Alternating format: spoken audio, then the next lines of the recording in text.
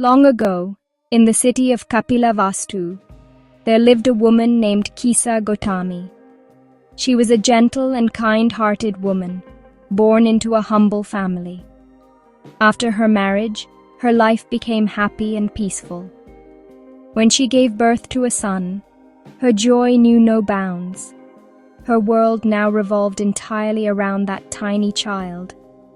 His laughter filled her home with light, and his tears filled her heart with pain. But fate had something cruel in store for her. One day, her little boy fell ill. Kisa Gotami called every physician she could find, tried every medicine, prayed to every god, but nothing worked. The child grew weaker with each passing day, until, at last, he stopped breathing.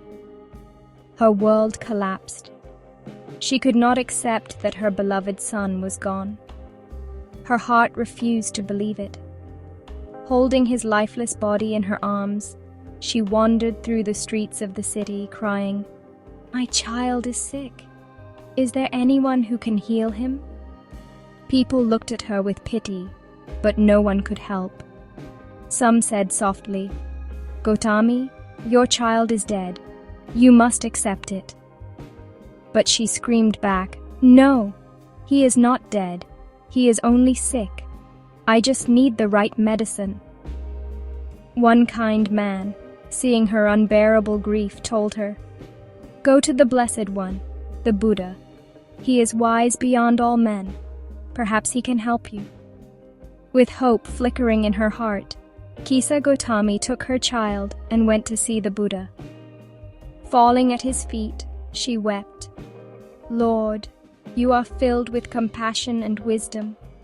Please, give me a medicine that will bring my son back to life. I will do anything you ask."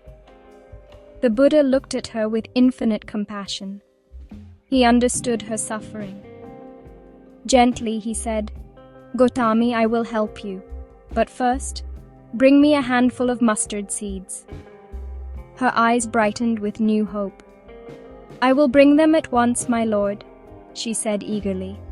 But the Buddha added, "The mustard seeds must come from a house where no one has ever died." Kisa Gotami set out immediately, carrying her child in her arms. She went from house to house, knocking on every door. "Please," she begged, "give me a few mustard seeds. My child will live again, but only if they come from a house where no one has died." At the first house, they said, "Yes, we have mustard seeds, but our father died last year." At the next, "We can give you mustard, but our husband passed away." At another, "Our little daughter died." And so it was everywhere she went. Every family had lost someone they loved. As the day passed and the sun sank low, Kisa Gotami's steps grew heavy. A deep understanding began to dawn within her heart.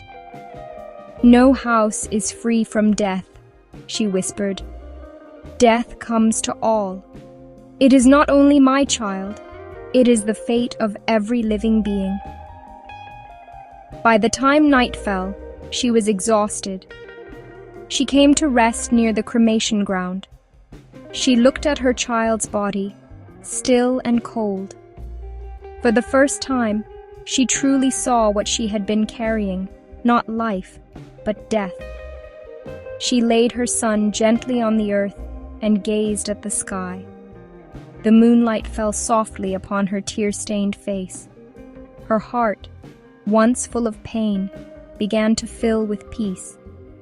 She had finally understood the truth that nothing born can escape death. When morning came, she returned to the Buddha. There were no tears in her eyes now, only calmness. She bowed before him and said, "Lord, I could not find a house where no one has died. Everywhere people have lost someone. Now I understand. Death comes to all. My grief was in vain." The Buddha smiled gently and said, "Gotami, You have understood what few in this world ever understand. Death is certain for all that lives.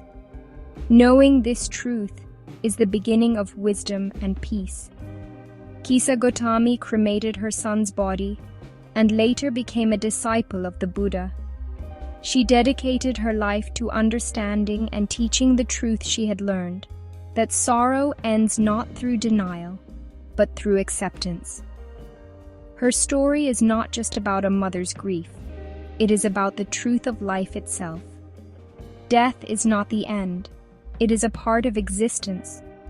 Only by accepting it can the heart find freedom. Kisa Gotami's journey teaches us that suffering begins with attachment and ends with understanding. The light of wisdom rises only when we stop fighting the darkness of truth.